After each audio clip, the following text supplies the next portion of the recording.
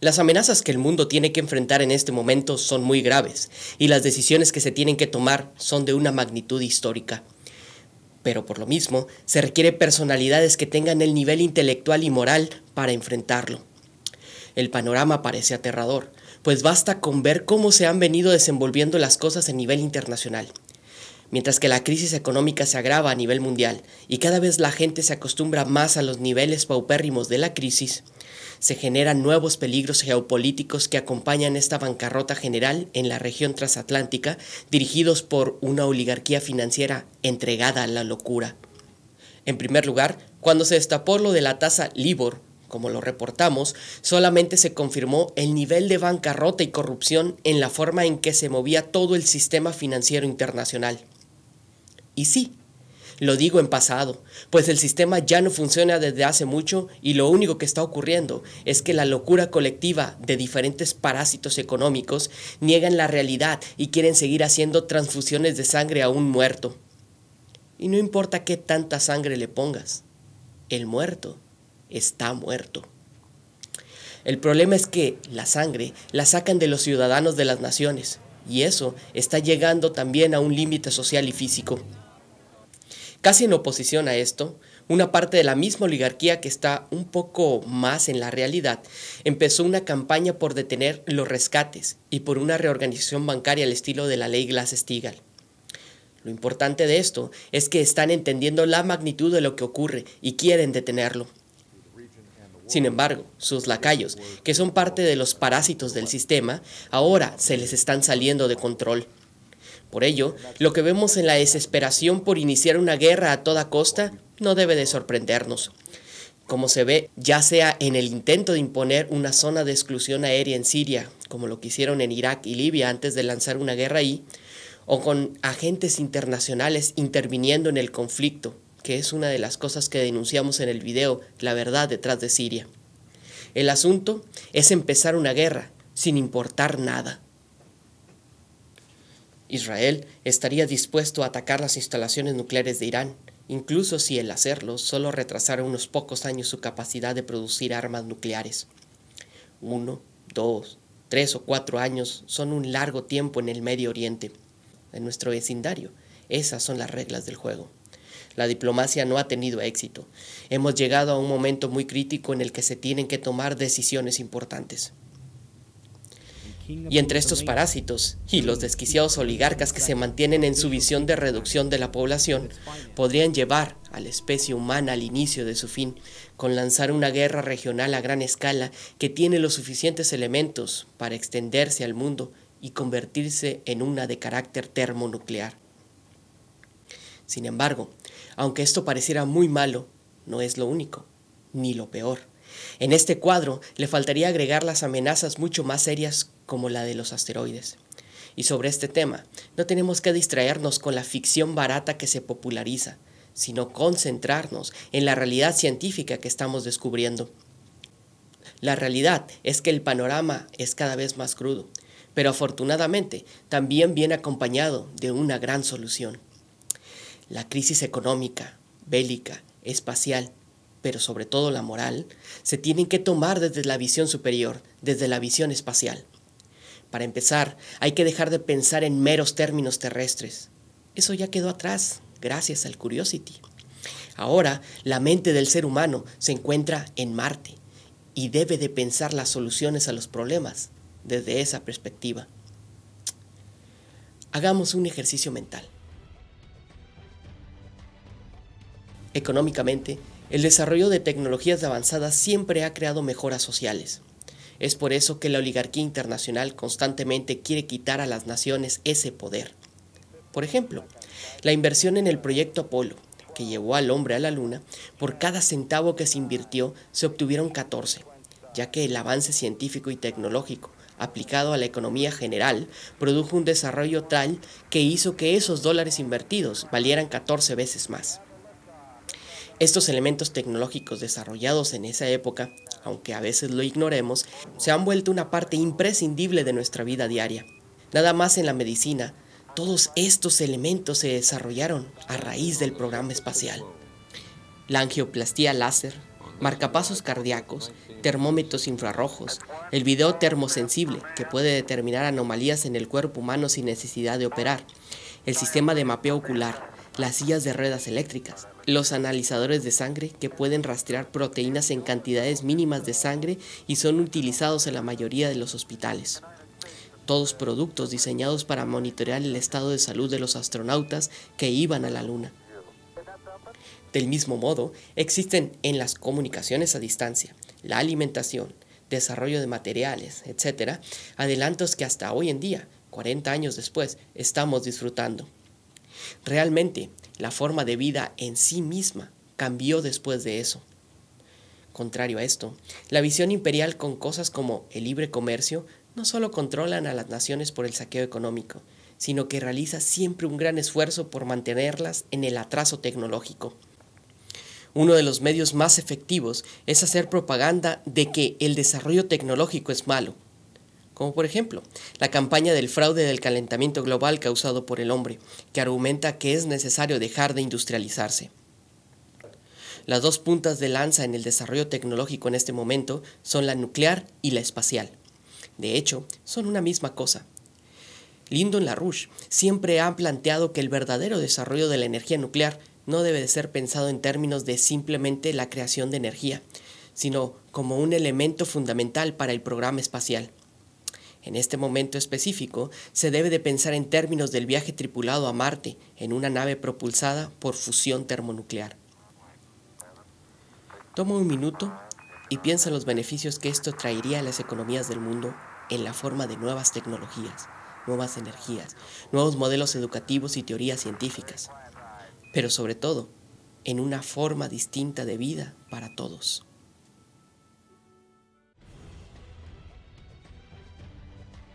En términos belicistas, uno tendría que dejar de ver al mundo como un simple sistema cerrado en el cual nos peleamos por el control de alguna zona específica o de cierto recurso o producto. Eso, para empezar, es una forma vil de ver al ser humano y va ligado al tipo de pensamiento que la oligarquía tanto se ha esforzado en que creamos. Totalmente contrario a las teorías que ellos popularizan, el ser humano es bueno por naturaleza. Lo que realmente es anormal es lo contrario. Pensar en el bien del otro, ese es el principio fundamental del desarrollo social. Este es un principio platónico esencial que caracteriza todo lo mejor de nuestro sistema político de repúblicas, y es un principio que cuando se aplicó en la historia simplemente funcionó. Como el caso del Tratado de Westfalia, que presentó las bases para el surgimiento de los estados nacionales y puso fin a una guerra genocida en Europa que la visión imperial extendió durante más de 30 años.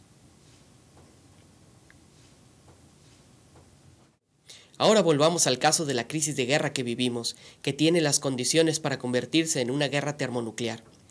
Esta situación hay que verla en un proceso histórico mayor que viene desde la llamada Guerra Fría y la política estúpida, y por cierto británica, conocida como la destrucción mutuamente asegurada.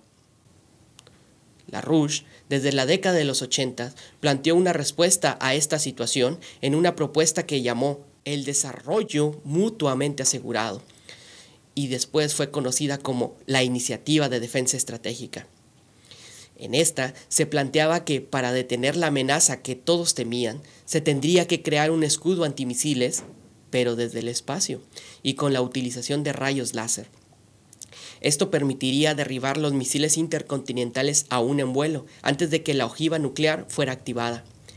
Pero más allá de esto, el punto no era el proyecto en sí, sino que para que esto pudiera desarrollarse era necesario lograr una dinámica de colaboración entre la Unión Soviética y Estados Unidos. La visión política detrás de esto es simple. La paz no solo es que la gente se dé la mano y se deje de molestar el uno al otro. Uno tiene que llegar a lograr una colaboración entre las naciones en un proyecto común y hacer los adelantos científicos requeridos para dicho proyecto. Eso es realmente un proceso para llegar a la paz. La IDE fue tomada por el gobierno estadounidense en aquel entonces, pero los soviéticos la rechazaron, en gran medida por la influencia geopolítica británica de las guerras permanentes, que si uno se detiene un momento y voltea a ver, se dará cuenta de que en realidad eso es lo que ha estado pasando siempre, una política de mantener guerras permanentes por todo el mundo. Paradójicamente, ante la situación actual, ahora la AIDE fue retomada y propuesta por Rusia, pero le agregaron un nuevo elemento que nos lleva al siguiente punto.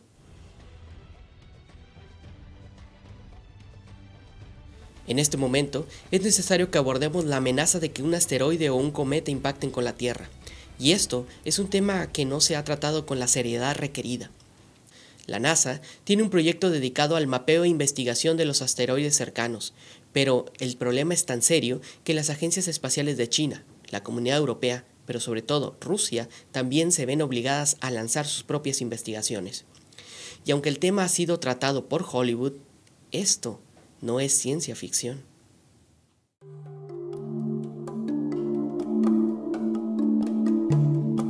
WISE is taking the census of our solar neighborhood, and no census would be complete without meeting your nearest neighbors.